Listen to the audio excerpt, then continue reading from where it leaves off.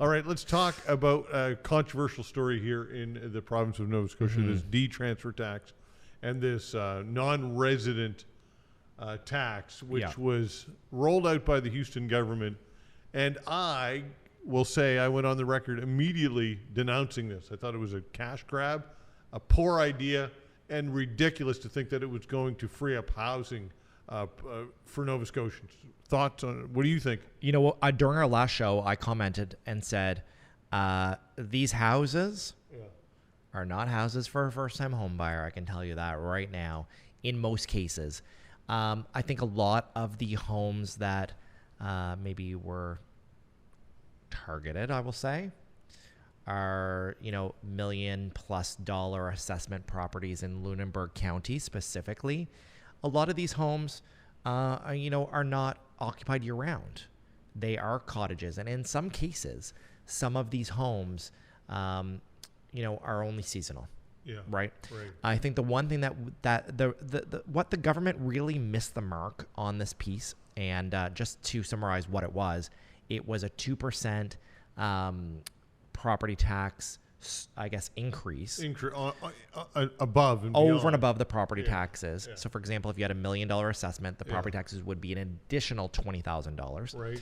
It was basically enticing these non-Nova Scotians to sell.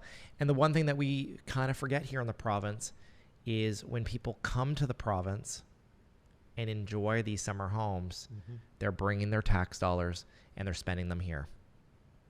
After-tax dollars, right?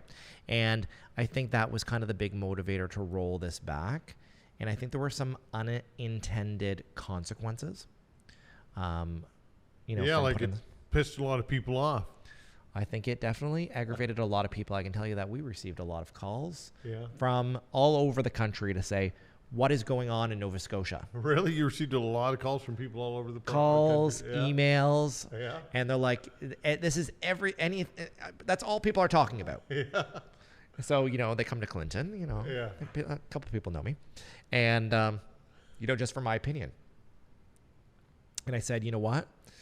I can't comment on what the government did. I don't necessarily think it's going to fix things for first-time home buyers.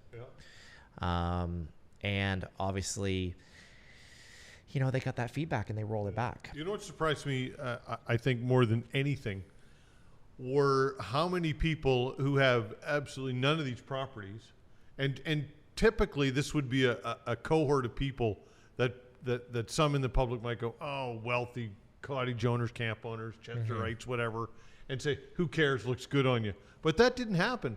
People, for the most part, regular working class people recognize this for what it was: un-Nova Scotian, un-Canadian, and unfair, and not going to address the problem.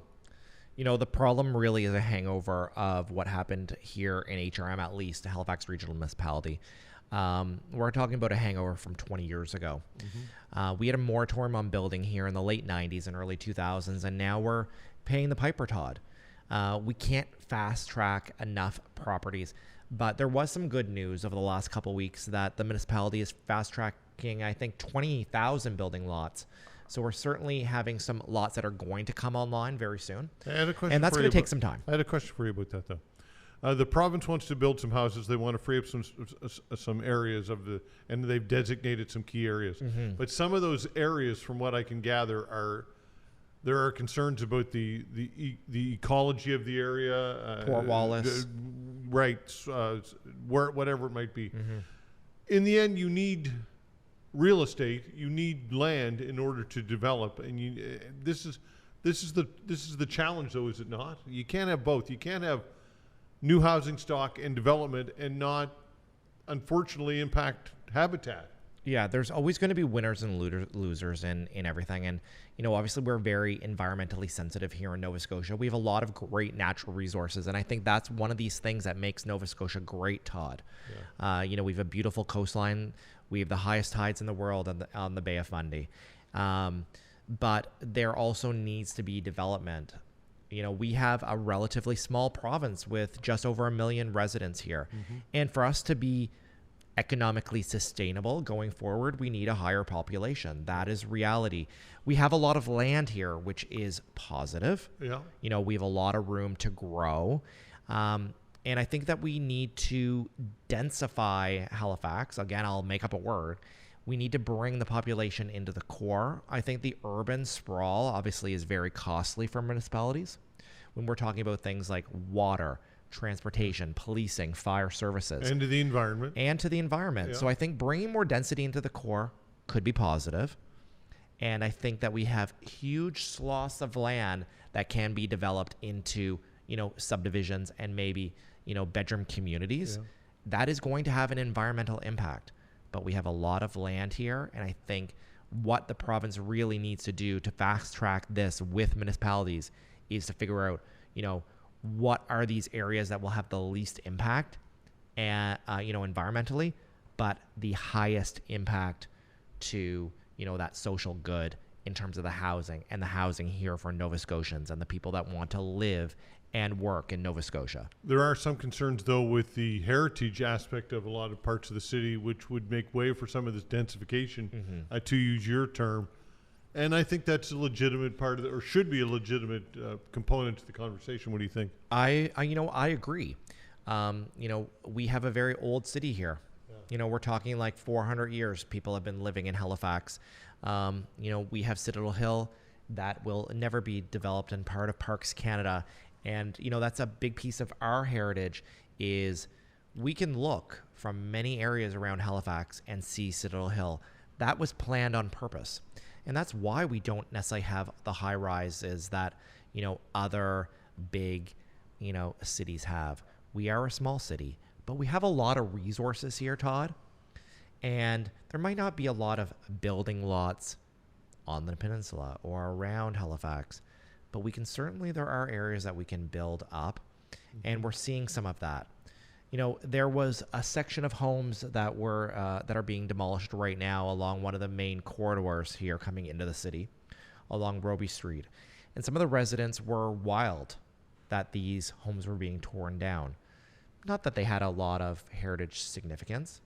You know, you look anywhere around Halifax and you can find a 100-year-old home. They're everywhere. Yeah. You know, there certainly are some homes that are pre-explosion, but there's a lot of, you know, homes that were built right after the explosion, and they're not that heritage, you know, specific. There's lots of these homes available and around, and a lot of this real estate that's being torn down is way less than prime.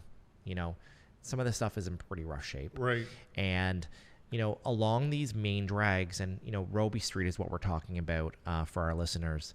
You know, there's nothing that's really heritage specific on Roby Street, or they're really that nice to look at. Let's be honest. No, that's right. A lot of those side-by-side duplex type things. Yeah, exactly. And I think like over the years, obviously, you know, a lot of that was used for rental stock. What a location though, across from the common and all that stuff. Just imagine if that was just like a row of high-rise, mid-rise that's what we need. Buildings. We need that That's density. what we need because guess what? Transportation is available. Yep. The walking score is very good. Yeah.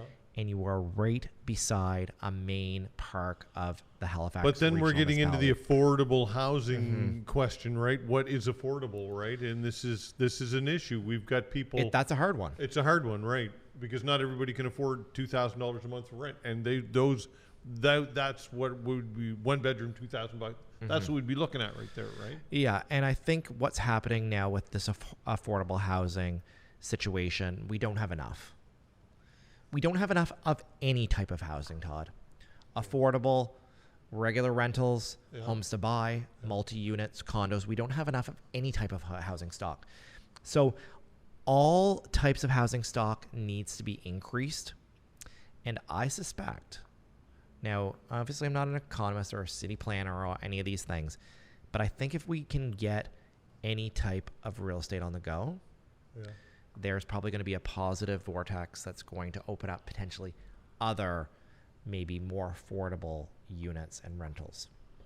We've got another segment to go, and I want to know what you want to talk about. I want you to give us a tease what's coming up in the next segment. You know, alternative lending is certainly a very hot topic here in Halifax, and I know really across the country. So we're going to talk a little bit about alternative lending and how that works and how that works for a purchase. And we'll dig a little bit deeper into refinance. Believe it or not, right now, normally the spring market is the hottest, a purchase market, but we're rolling into a lot of refinances as well. Okay, Mortgage 101, your guide to homeownership. We'll be right back.